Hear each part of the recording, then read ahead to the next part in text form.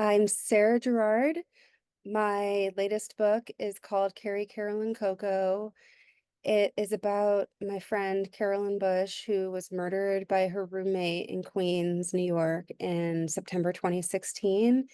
It tells the story of her life and recounts my experience attending her murderer's trial and the outcome of that trial, as well as the institutional response to that trial and other accusations of male violence in Carolyn's community, or real instances of male violence in Carolyn's community. And my previous books are called Binary Star, which is an autobiographical novel about my experience with anorexia. My second book is an essay collection called Sunshine State that is a combination of memoir and journalism about growing up in Tampa Bay, Florida.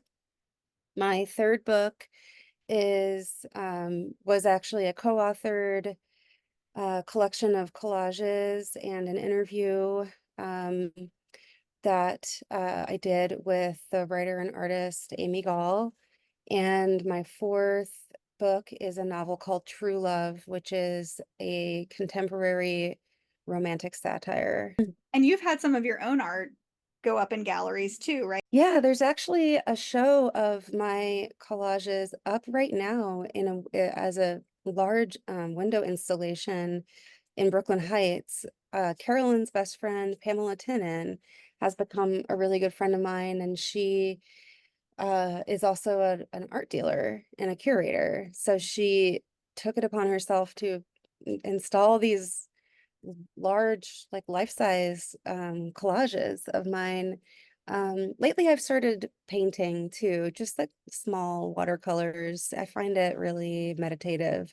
I've been in my head a lot these days with this book about to come out, so trying to find some healthy ways to adapt to respond to that stress.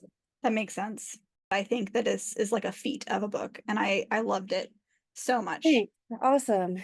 Yeah, it felt like a feat. I really want to do Carolyn justice in every respect, every interpretation of that word. I think that the prosecutor, ADA Brian Hughes, he did the very, very best that he could. I know he really cared about this case. I've talked to him about it in the courthouse and all along the way during the trial. And I sent him some questions afterward. He was very generous to me and helped me understand what happened in this trial.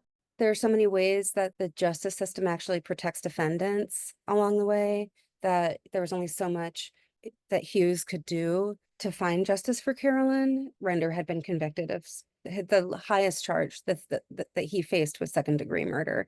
Even if he had been convicted of second-degree murder, I think it still would have been an injustice how the world would never get to know Carolyn after the age of 25. I really wanted to know who she might have been if she had survived. In order to posit a question like that, I really had to learn who she was while she was alive. And there were so many facets to who she was. She was such a complicated, expansive thinker and so intelligent and had such a large social circle and cared so much about her studies, about literature, about community, about art, about politics. I also felt only so much that I could do in finding justice for her.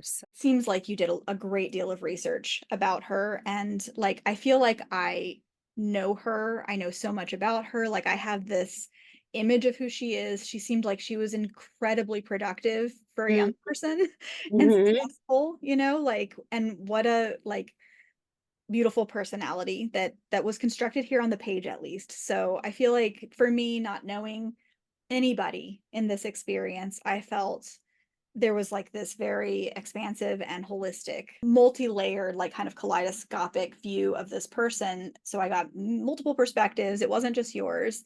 I think the first time I saw you write the word I was on like page 60 something. Someone pointed out that I actually briefly appear in chapter 2.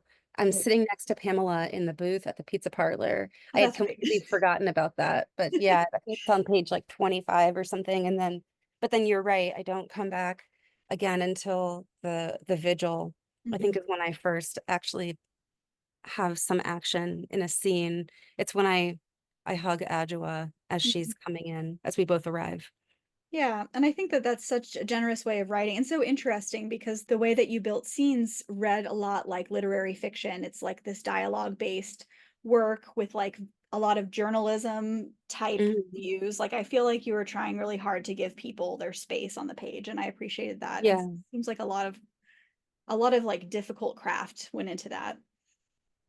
I had a very, very detailed spreadsheet that I used to organize the chronology in the book and organize dialogue that I could shape into scenes. It was kind of like sculpting or architecture or, really a building experience.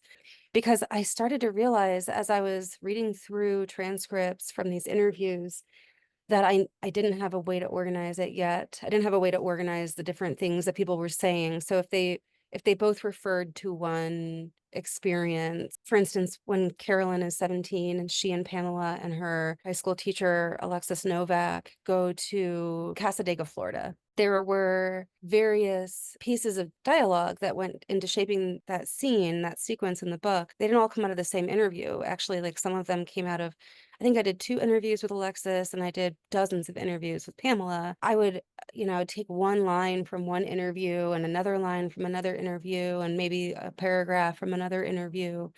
But I needed a way to organize them all and into like one place and one chronology. And I really didn't start writing anything until late, late, late in the research process. Probably a year before I finished the book, I actually started writing it. I had sequences that were constructed of dialogue that I started to feel actually like really married to this oral history structure. And for a brief moment in time, thought that I would actually publish the book as an oral history until my editor was like, I'm not reading that, and told me that I needed to write it over again. So the original draft of the book was like 550 pages of prose. And then she told me to cut at least 200 and if not 250. And I really did the best I could. I think we ended up with like 360 pages. Mhm. And then a lot of research going into not just the interviews, but a lot of research to back up what was being said in the interviews and corroborate things that were being said Mhm. and find out what else was happening in Carolyn's environment outside of these interviews. What were the punk shows that she was going to? Who was playing at the State Theater? What was happening at the Globe Coffee Lounge? What was going on at Bard College when she was there? What else was happening in the New York City poetry scene while she was a part of it?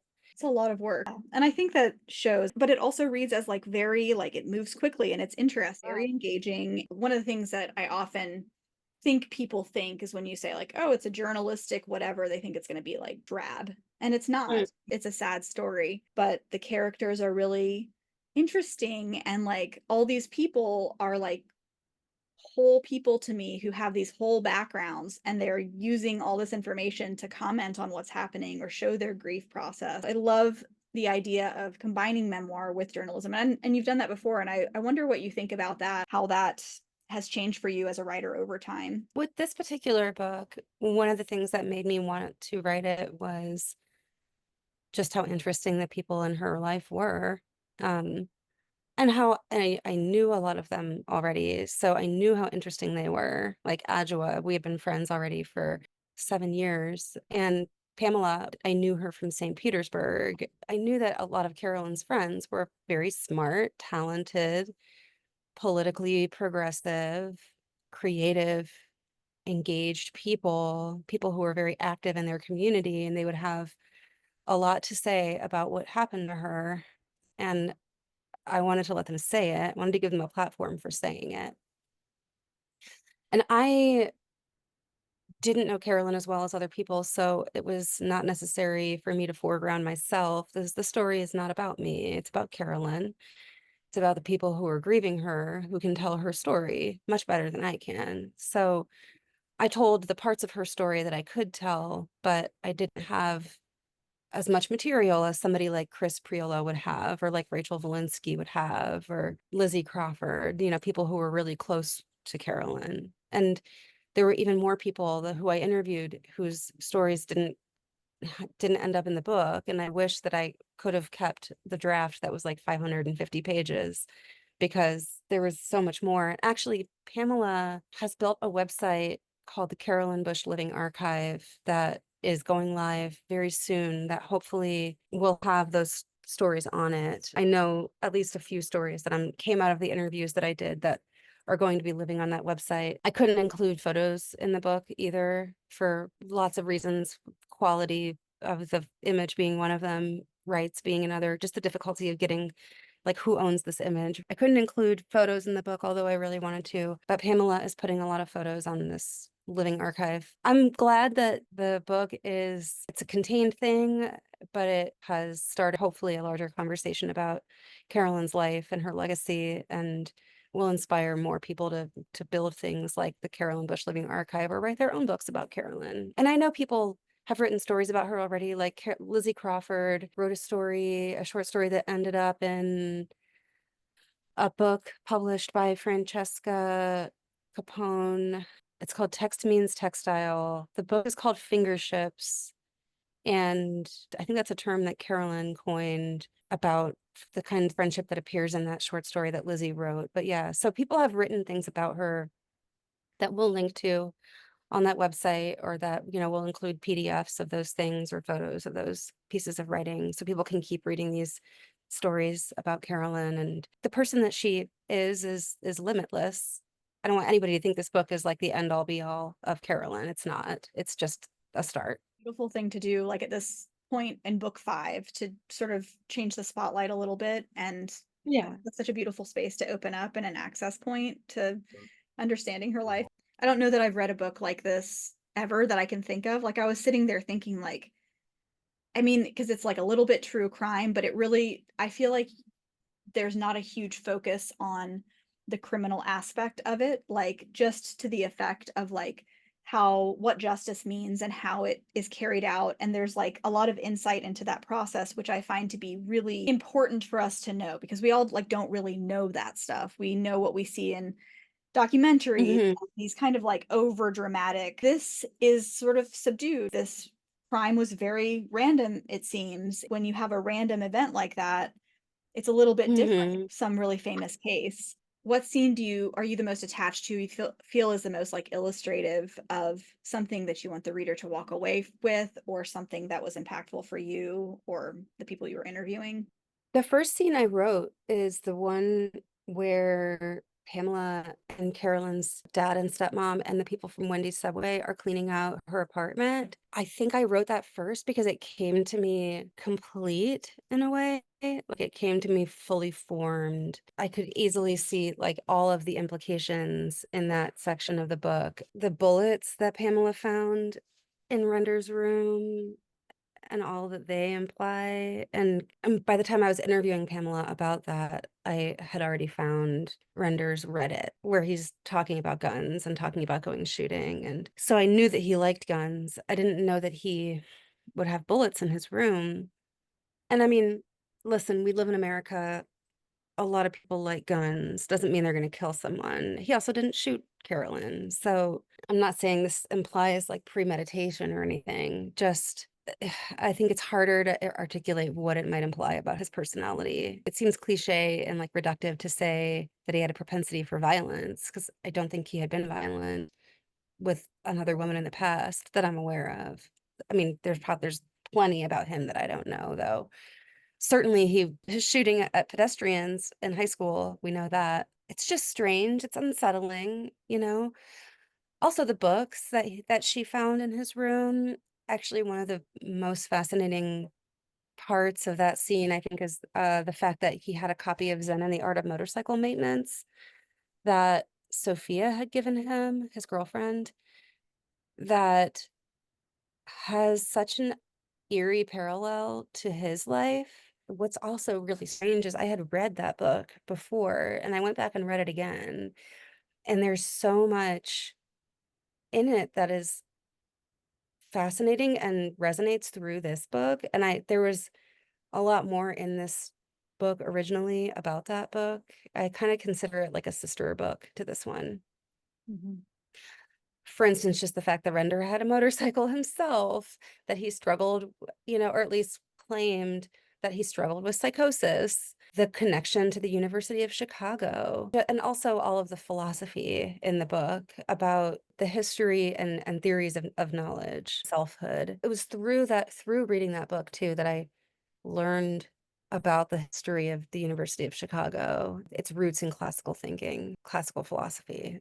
So that scene, and then, the things that we learn about Carolyn in that chapter as well, the fact that her parents didn't know she'd been Airbnb-ing her apartment, which I think was, is a really important part of the story, ultimately an important part of what happened to her, as well as the crime scene cleanup, the advertising of the crime scene cleanup, the fact that there was a live 360-degree video that you could navigate through on YouTube and see all of the aftermath of this brutal murder, and that no one had considered that her family and other loved ones might find that video and what it might do to them psychically, speaks volumes. But I do think that's a really important passage in that Yeah. chapter. But I recently rewatched the American Crime Story and just have been thinking a lot of what crimes we emphasize and how we emphasize them and why we get so curious. And it's like our dopamine is just Yeah. like attached to other people's last minutes and what happens to them. And there's just something really weird about that in our culture.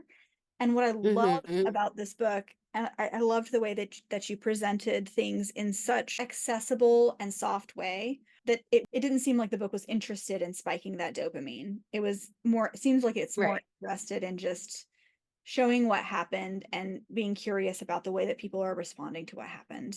I really wanted to write about the media response to the crime because I saw how Carolyn's family and friends reacted to that media response and how wrong the media got it. It was so sensationalized. Even when a reporter seemed to be trying to do it right, often it was really sensationalized. There was one reporter who came to the Wendy's subway vigil, and to her credit, she really seemed to be trying to respond in the right way. She was interviewing Carolyn's friends, wrote about the fundraiser, that was going on for her that ended up going to Wendy's Subway. And I think it was a year later, I think maybe it was that same reporter, a year later, that reporter came out and wrote about Carolyn's influence as a poet and how, people were remembering her at that point, and I really appreciated that. But yeah, so many other reporters, I mean, like the crime scene cleanup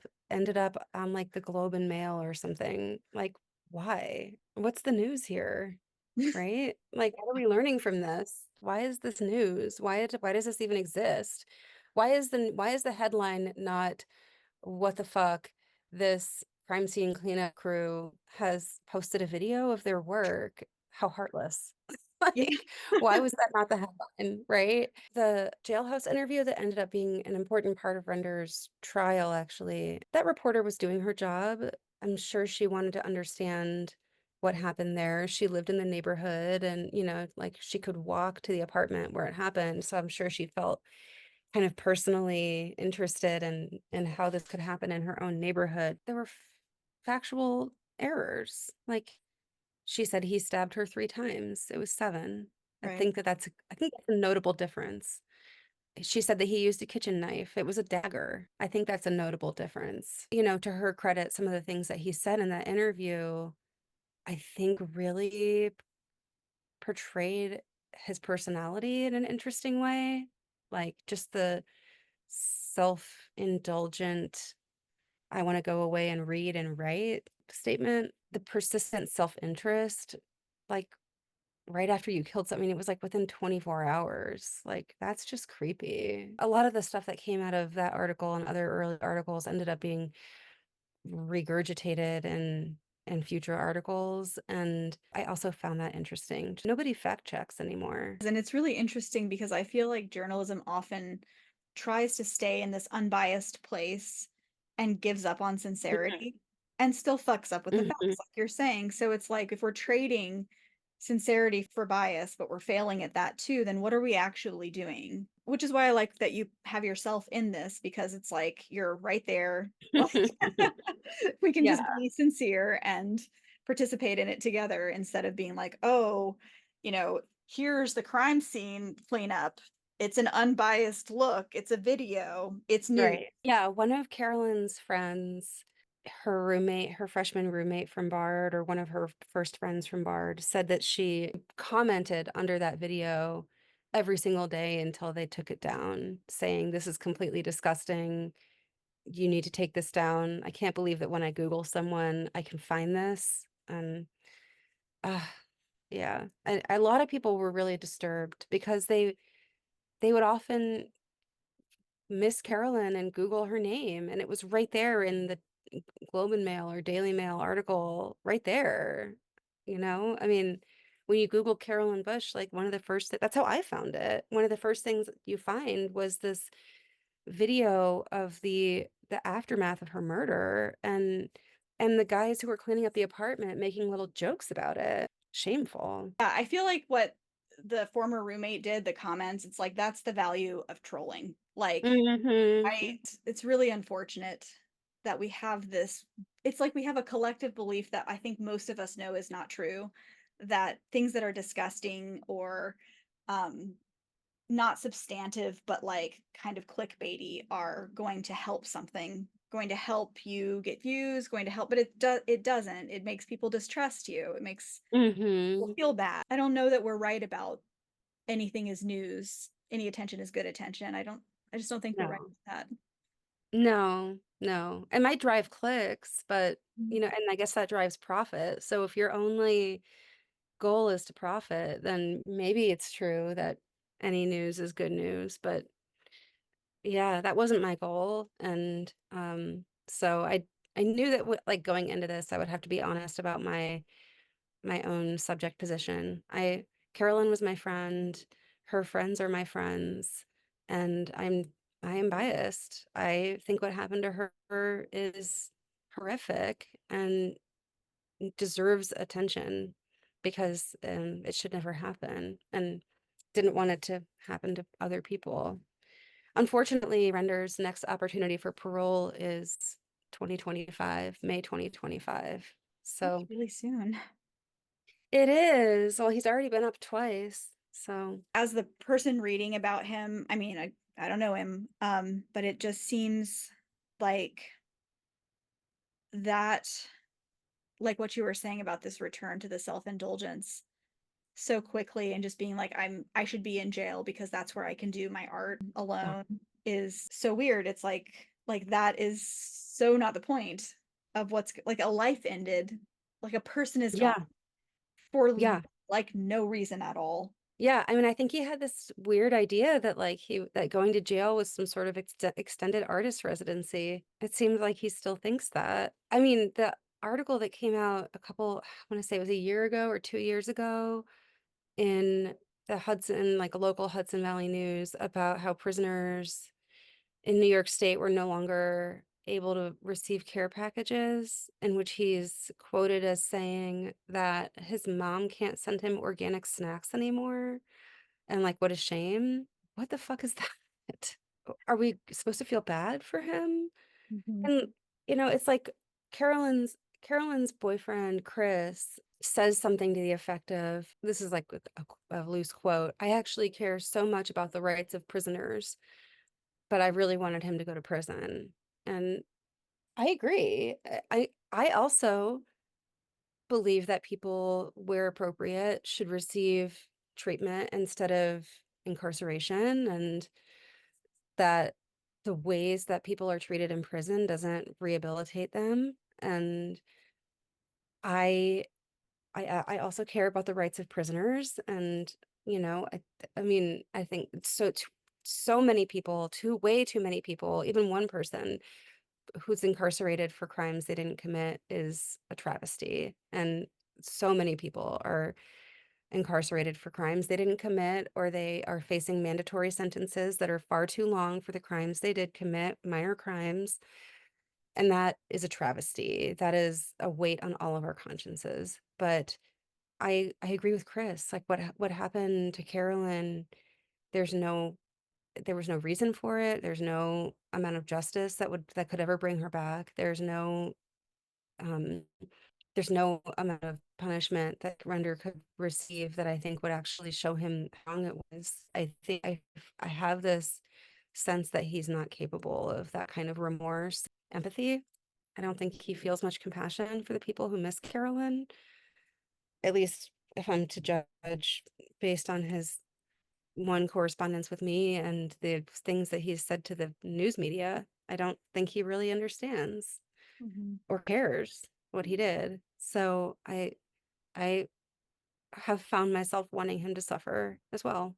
And Mhm. I'm not proud of that. And it makes sense. It's such a hard thing to hold space for all these conflicting truths, I think, like, Mhm. at this point in my life, I tend to agree. I think that, I've read recently that people who have like access to mental health conditions or cluster B, like personality disorders, like narcissists, borderline, stuff like that, Mhm. see people as schemas, not as humans. Hmm. And Hmm. like, and I was like, oh, that's such an interesting way of thinking about it because as I've gotten older and experienced more violence, either myself or vicariously, like witness people experiencing violence from other people, I also feel the same way that you do about our justice system. It sucks. It's really poorly managed. And also, something has to happen if you are a person who cannot respect the humanity of someone else and their like rights to their Mhm. body safety. And Right. I don't know what the solution is, but I think that it's a reasonable feeling because the impacts of her dying never go away. Right. No. And why should somebody have a temporary experience of punishment or justice for that if the result is forever? I wonder what would happen to him if he was given release Yeah. next year, if he was paroled.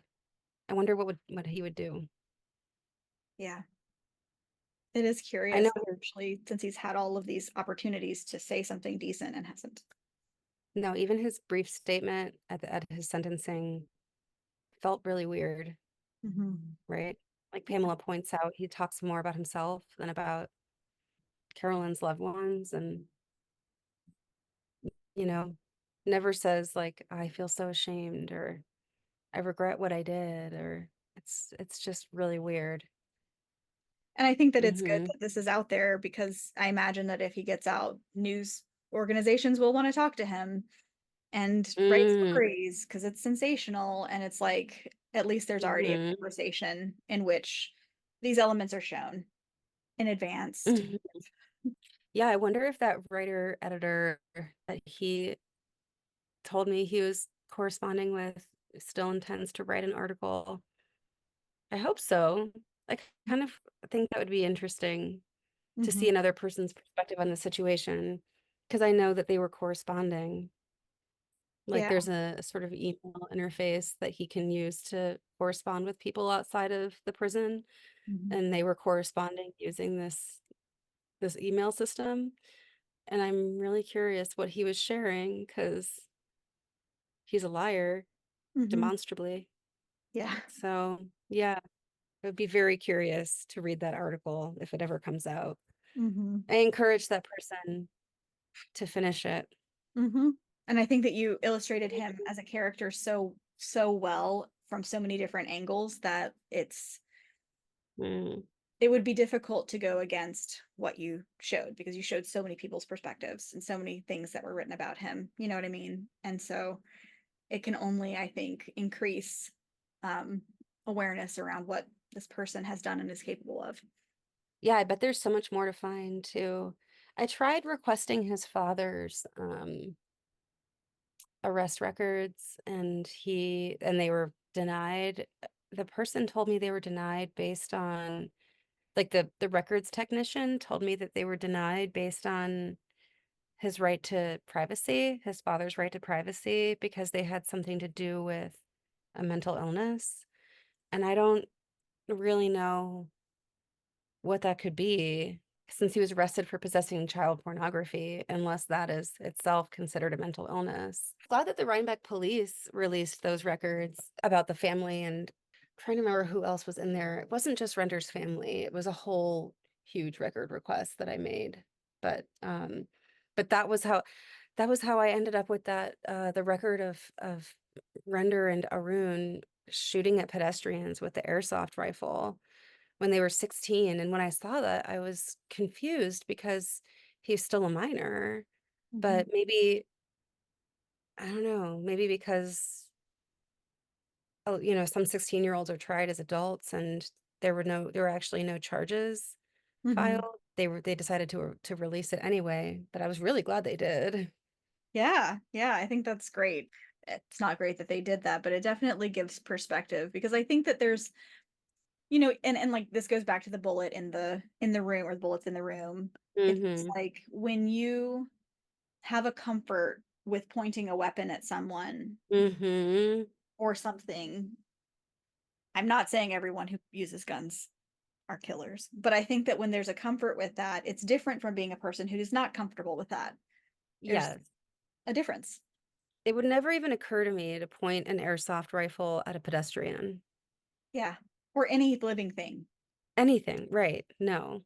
or even a wall. I think I would be afraid that it would hit a living thing, even if it was totally irrational to be afraid of that, you know? Right. What if it ricochets and goes up someone's, yeah, I mean, flies up someone's nose or something, or hits someone in the eye, or Yeah. what if I get hurt? It's a very specific frame of mind. And I also think the fact that Arun later testified that Render had never committed an act of violence to his knowledge also speaks volumes. Because Arun and Render's father both perjured themselves on the stand.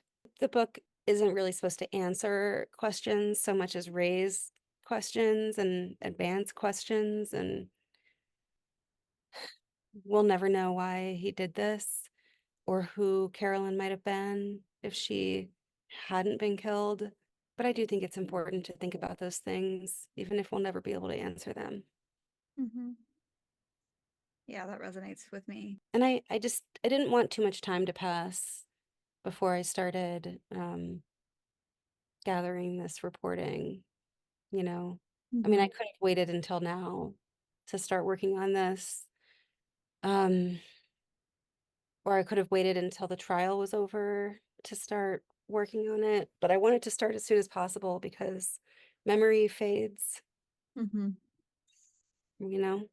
Yeah. And there's an immediacy in it. I mean, I feel like I am given such a gift to know what happened right away and like the way the Mm, like the wording of things. It's different. We really like change things completely with our memories. Like it's just a yeah. different thing. And it feels very immediate to me. It feels like I'm right there in the beginning and seeing how things change throughout. Yeah, people's thinking evolves over time and they overwrite memories or they suppress memories or um they stop feeling things as intensely and Hmm. yeah, I really wanted to capture everything I could as it was happening. Something that I think is really sort of important on a human level about this story is that it resists explanation. There's no Right, explanation. Like it's random is the wrong word. It's like chaotic. It was like a chaos moment. And, right, you can't really dramatize in a way that I think would be satisfying to people. And I think right. it's a story that makes people feel unsafe or would.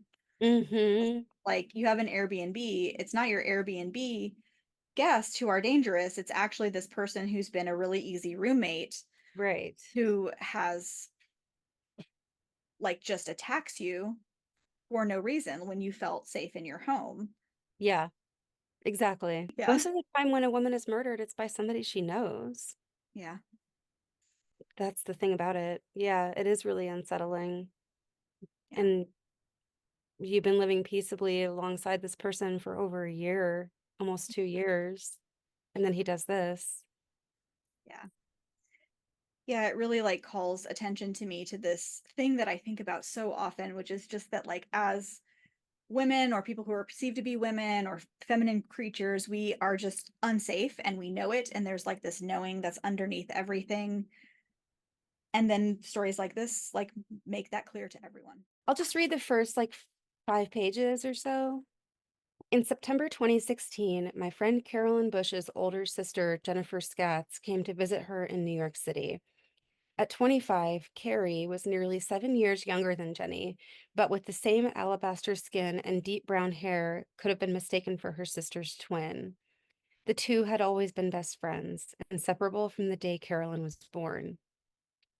Jenny's employer rewards those who have been with the company for 5 years with a 5-week paid sabbatical and a $1,000 grant, which she had used to book a 4-day journey by train from Portland, Oregon, to see her sister. It followed 1 year anniversary of her wedding, at which Carolyn had been maid of honor.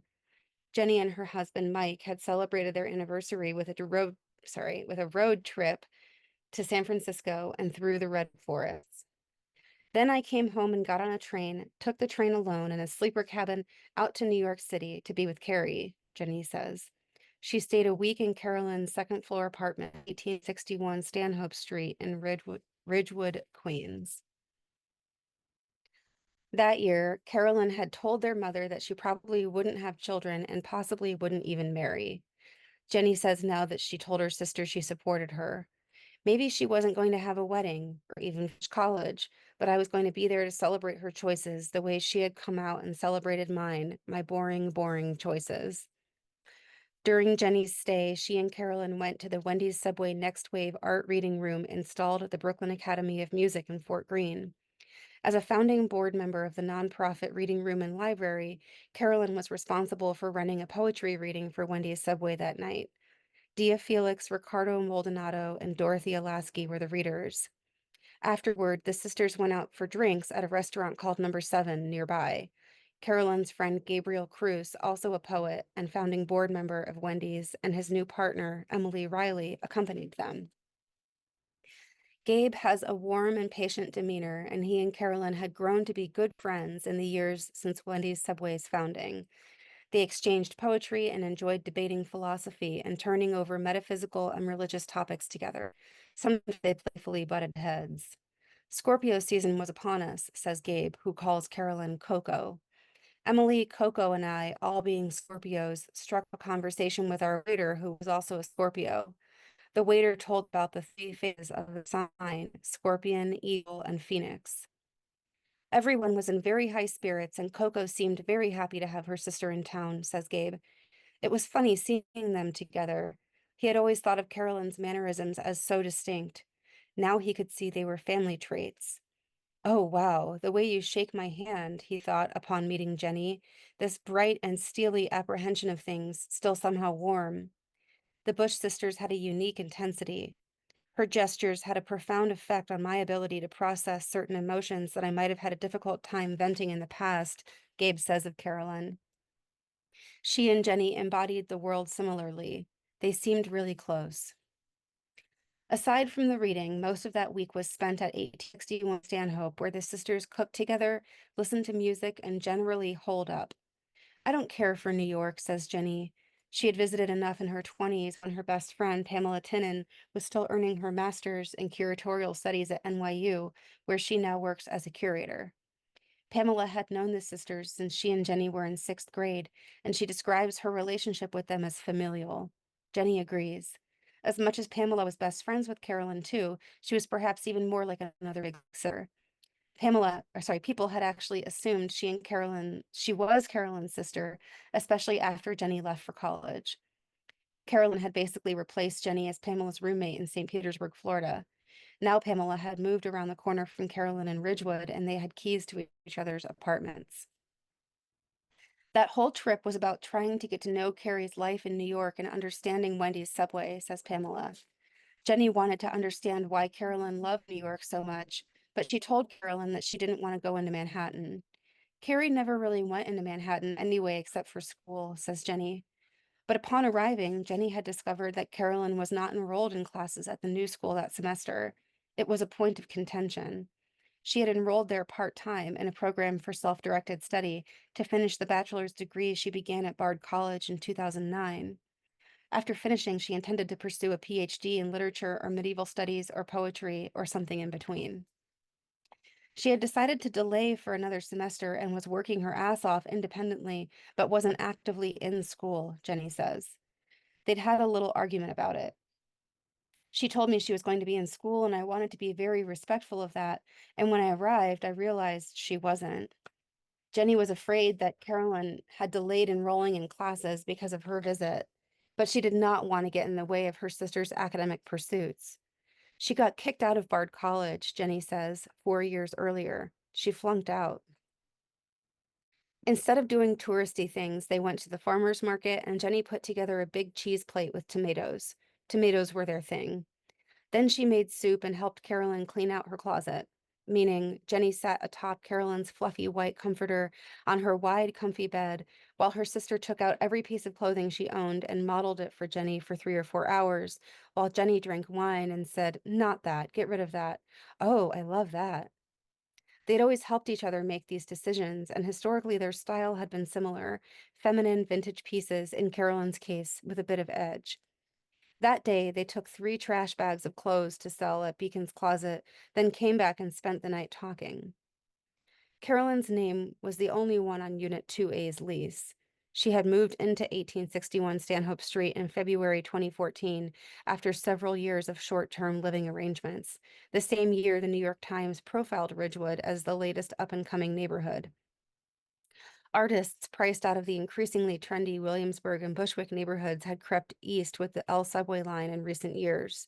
Now Ridgewood was filled with broke millennials, underemployed artists, craven property speculators, fearful natives, and first-time homeowners, the Times described. Cafes with vegan muffins, yoga studios, and destination pizzerias have, naturally, sprouted. Bars with names like Milo's Yard and Beer Laken are slated to open. Guitar cases, tote bags, and shearling coats are increasingly frequent accessories on pedestrians. Carolyn's apartment was an 8-minute walk from the L train on a mostly treeless residential block near a small park and a cemetery. Built in 1905, it was a pale 2-story brick row house converted into upper and lower apartments with roof access, a wraparound gate in front, stone archways over the windows, and a molded plastic overhang decorated in faux garlands. Plaster overhang decorated in faux garlands, sorry. Next door was a moving company, and on the other side was a neighborhood pharmacy. The small vestibule of the building's front entrance opened onto a stairwell leading up into her unit. Apartment 2A occupied the entire second story and had wood floors, decorative ceiling tiles painted white, crown molding, and some greenery beyond the many windows, a rarity in this neighborhood. Carolyn's roommate, Render Stetson Shanahan, had moved in a year after her, relocating to the city from Rhinebeck, New York, his hometown 98 miles north, where he'd lived with his parents. With a 6-month stop in between at the apartment of family friends on the Upper East Side. His bedroom was bigger than hers, and the stairs outside his door led down into the building's vestibule. They shared a bathroom. The living room was furnished with a leather couch, an entire wall of bookshelves, and a coffee table. To the right of the living room, through another archway, was a spacious kitchen. Carolyn loved to cook. She kept labeled jars of spice mixtures in her cabinets, including some used for spell casting. Adjacent to Render's bedroom was a walk-in closet, which at first had been his to use, but which Carolyn had recently negotiated taking back. Though tiny, it had become a sort of mini guest room, which she used as an office and sometimes slept in when she would Airbnb her bedroom to pay the rent. She kept some of her clothes on a rolling rack in her bedroom and would roll it into the walk-in closet on those occasions as well. Pamela had slept in the small room when she Airbnb'd her own apartment, and Jenny slept there when she was in town too. Carolyn's bedroom was smaller than Render's, but she had easier use of common areas. Her door was to the left of the living room and opened onto it. Render rarely used the living room. Like the hallway closet, Carolyn's bedroom shared a wall with Render's room. When Airbnb guests stayed in it, he was surrounded. They were on one side of his room, and Carolyn was on the other. Like Carolyn, Render was an alum of Bard College. He was a year ahead of her. He is older than Carolyn by exactly 9 months, February 19th, on the cusp of Aquarius and Pisces, to her November 19th Scorpio. They linked through another Bard alum after Carolyn's first roommate in 2A moved to California. Carolyn described Render to Pamela as the ideal roommate because he paid his rent reliably and rarely left his room when he was there, which wasn't often. Despite spending a good deal of time at Carolyn's, Pamela seldom saw Render. She'd interacted with him directly only once when she couldn't get the front door open, and Carolyn texted him to let her in. He ran down, opened the door, then ran back into his room without even saying hello. She remembers thinking it was kind of weird. They may have said hi in passing otherwise, but he never stopped to chat or ask how she was. He was the kind of person who would wait until you were animatedly having a conversation in the living room so that he could sneak into the bathroom and not have to say hello, she says. Jenny spent most of her week in New York with Carolyn, but there was one night near the end of her stay when she texted Pamela to say she was craving spaghetti. Carolyn was out doing something and Jenny had the night to herself. Pamela invited her over. She just came in and commandeered the kitchen, says Pamela, and she started asking for spices she didn't have.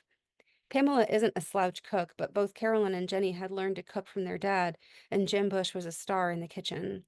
He'd cooked for the family throughout their childhoods, and that night Jenny wanted comfort food. So, what's the deal with the roommate? Jenny asked Pamela over the spaghetti. I haven't laid eyes on him. She'd met him briefly in the hallway when she'd first arrived, but hadn't seen him since. He just stayed in his room. She had asked Carolyn at one point, doesn't he hate the fact that we're being loud and staying up all night and talking in the kitchen and smoking cigarettes and blah, blah, blah in the house? Carolyn had brushed it off. No, it's fine. He's fine. I remember Jenny saying that she was worried about Carrie, the direction of her life, says Pamela. What's going on with Carrie? Is she going to be okay? Jenny had asked her.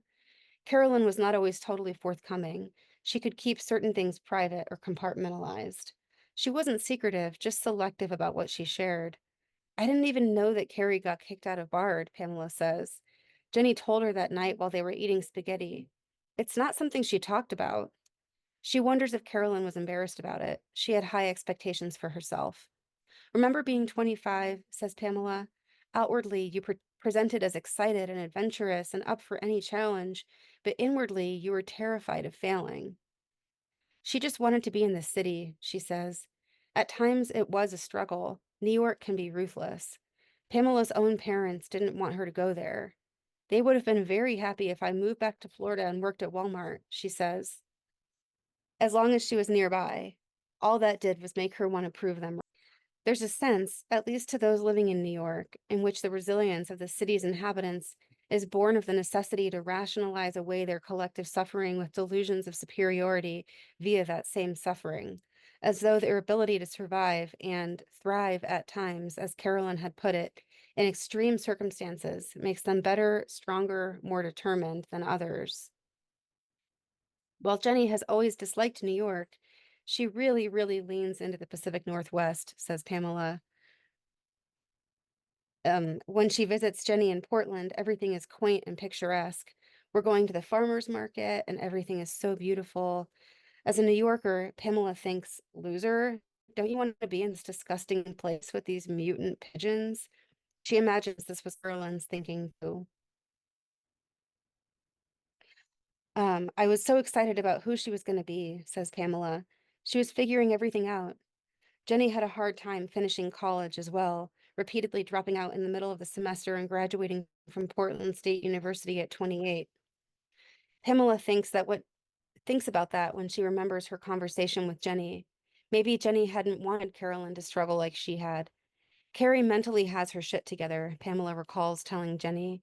She knows who she is. The rest will work itself out. After dinner, they walked to Aunt Ginny's, a new neighborhood bar with a kitchen and a pool table. Carolyn met them there wearing a black dress that showed off her legs. Wherever she was coming from, she had wanted to look vampy. They sat outside under an umbrella while Jenny smoked. Pamela was stressed about work. Once Jenny finished her cigarette, they found a booth inside. They had the place to themselves. Carolyn went to the bar and came back with a beer and a shot of well whiskey. Her sister and Pamela teased her. Is she always going to be that cool, or will she outgrow it like we did? They all did the photo booth. Pamela still has the pictures. Finally, Pamela was tired and had to go. I didn't really want to. I just couldn't stay awake anymore. Jenny and Carolyn walked her out, and they stood smoking under the street lamps. Over the years, when Pamela had hung out with the sisters together, there had been a palpable big sister, little sister dynamic between them, but she remembers feeling they were all friends that night, like Carrie was a peer and just happened to be a little younger. It was a warm and happy feeling. I felt like we were all on the same level, vibing, enjoying ourselves. Pamela wouldn't be seeing Jenny again this trip. For their last night together the following day, Jenny and Carolyn were going out, just the two of them. I wanted to have a special meal to remember the being in this moment, so we decided that we would do the very New York thing and go to Russ and Daughters, Jenny says. Carolyn was excited about getting to eat organ meat after reading Nourishing Traditions, a tome from the 1990s about eating it combined with lacto-fermented pickles, Jenny says, and how that was the healthy thing. Of course, now those things were all the rage. The sisters also wanted caviar and bellinis. Pamela said goodbye. She remembers Jenny saying, "Come to Portland," because that's what she always says. She certainly doesn't want to come back to New York, says Pamela. Then Carolyn said something like, "I'll see you at your thing next week." Then Pamela walked home. That was the last time I saw her, she says. Thank you. Thank you so much for doing this. No, I really appreciate you taking the time to do this and just reading the book. And It's beautiful. The book is beautiful. Like, it's a really beautiful book.